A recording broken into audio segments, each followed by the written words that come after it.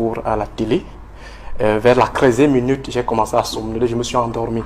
C'est à la 25e que le chien d'un voisin m'a réveillé et je me suis rendu compte qu'on était déjà presque à la fin. D'abord, je me suis rendu compte que le président parlait toujours, parce que généralement il parle moins, il continuait de parler. J'ai suivi juste la chute. C'est lorsque vous m'avez passé le coup de fil pour l'émission de ce jour que je suis donc allé chercher le discours du chef de l'État, parce que d'avance, je savais qu'il n'allait rien dire.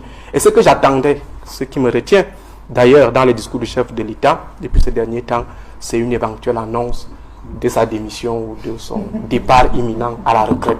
Ce n'est que ça qui peut bien intéresser, parce qu'on sait qu'au fond, il va faire du réchauffé. On va aller dans les éléments qui confortent cette thèse du réchauffé présidentiel. Le président de la République nous rappelle Meuvele, il nous rappelle Nakchikal, ce sont des vieux projets. Il nous parle des autoroutes, Yaoundé, Douala, ce sont des vieux projets. Il nous rappelle